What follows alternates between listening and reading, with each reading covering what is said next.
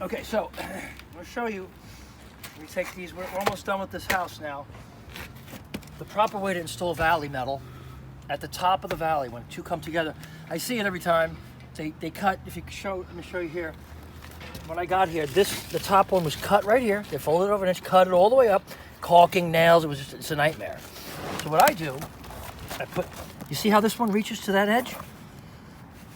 And this one reaches to that edge. You just match them up.